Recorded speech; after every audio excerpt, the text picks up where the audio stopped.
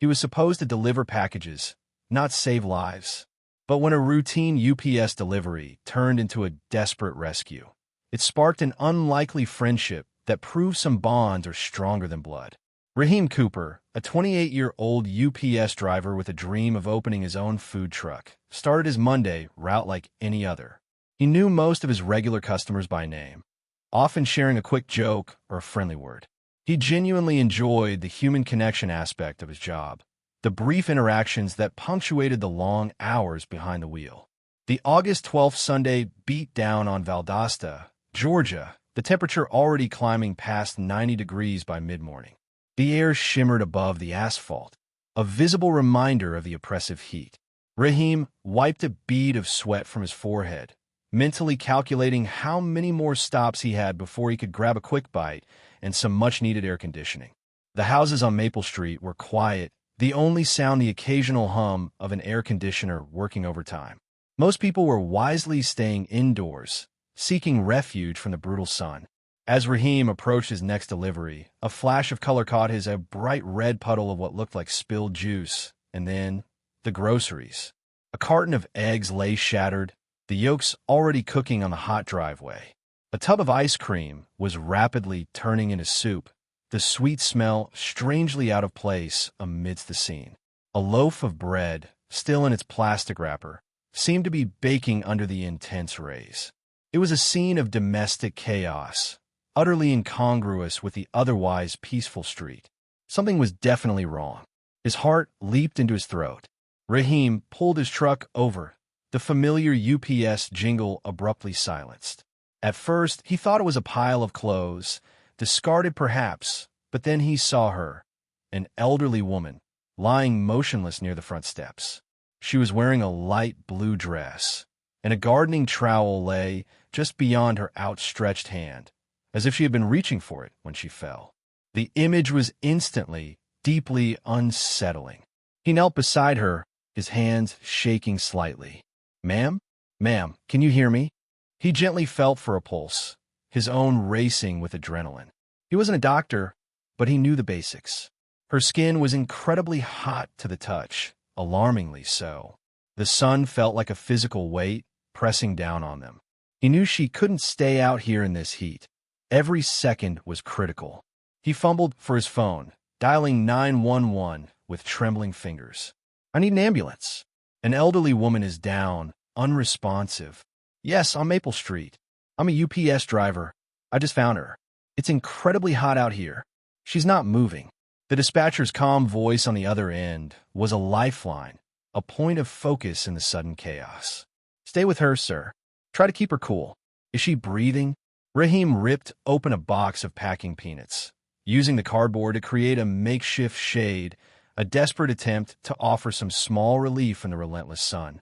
He wished he had water, anything to offer her, anything to ease the visible distress. He kept talking to her, even though she didn't respond, his voice a constant stream of reassurance, a mixture of hope and fear. "Help is on the way, ma'am. Just hang on. You're going to be okay. Just stay with me."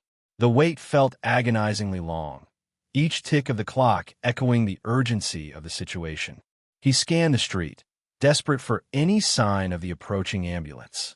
The siren's wail cut through the silence, a piercing sound that brought a surge of relief. The ambulance screeched to a halt, and paramedics burst out, their movements precise and efficient, a whirlwind of practiced action.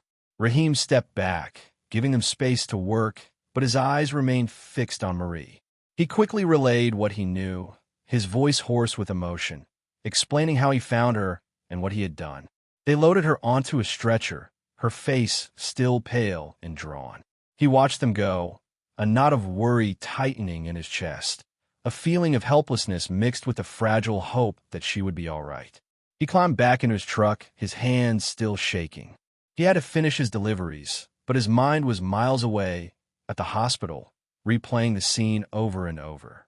That evening, he couldn't shake the image of Marie lying on the driveway. The heat, the stillness, the vulnerability. He found the hospital's number and called, his voice hesitant, unsure what he would say. A nurse told him she was in critical but stable condition. Her name was Marie Cobell. That small piece of information, her name, made it all the more real. Word spread quickly. Mrs. Henderson, who lived 2 doors down from Marie, had seen the ambulance and Raheem's truck. She'd put 2 and 2 together, and the story began to circulate through the neighborhood grapevine. Soon, the local news station was calling Raheem for an interview, wanted to share the story of the heroic UPS driver. He was reluctant at first, feeling he had only done what anyone would have done, but he eventually agreed, hoping it might bring some comfort to Marie's family.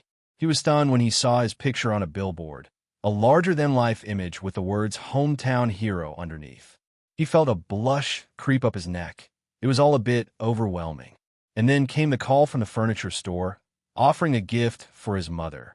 A new living room set, a gesture of gratitude for his kindness and quick thinking. He was deeply touched, but insisted the real reward was knowing Marie was alive. He decided to visit Marie. He found her room, his heart pounding. He'd stopped at a store and bought a box of Twinkies, remembering the nurse mentioning they were her favorite. She was awake, but frail, her voice a whisper, a shadow of what it likely once was. You saved me," she said, her eyes filling with tears, her hand reaching out to weakly grasp his. He gently took her hand, feeling the fragility of her bones. "I just did what anyone would have done," he said, his voice thick with emotion. But she shook her head. "No," she whispered. "You were my angel." They talked for a long time that day, a connection forming between them, a bond forged in a moment of crisis. He learned she was a retired teacher, a widow, and a lover of gardening, her small garden now undoubtedly wilting in the relentless heat.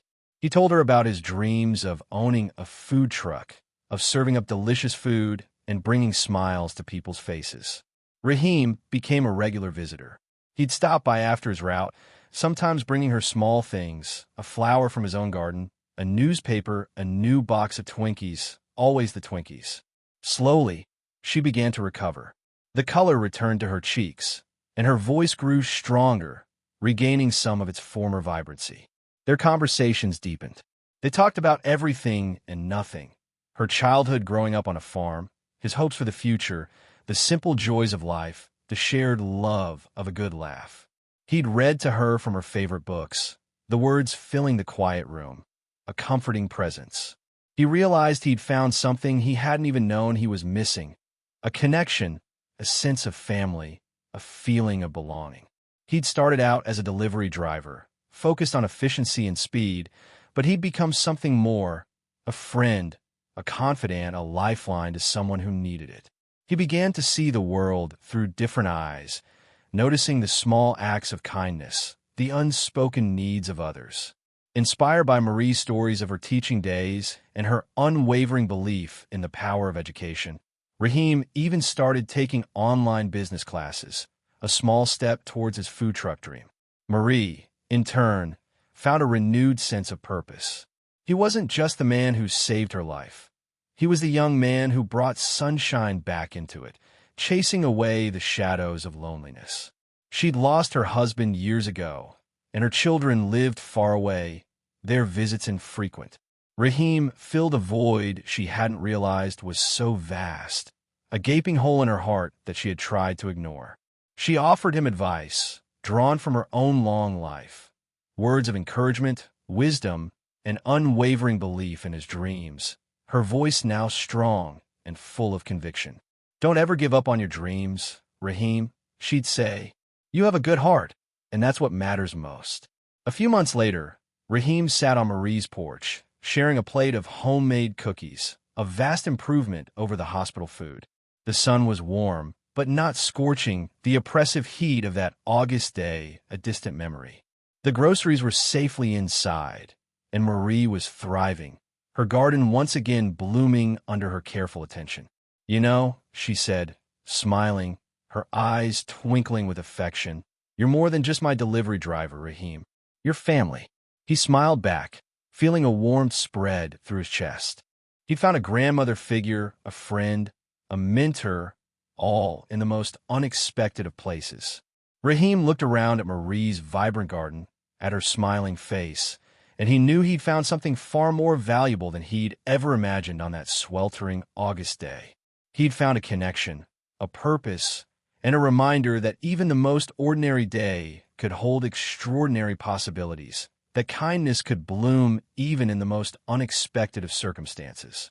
And he knew, with absolute certainty, that this was just the beginning of their story.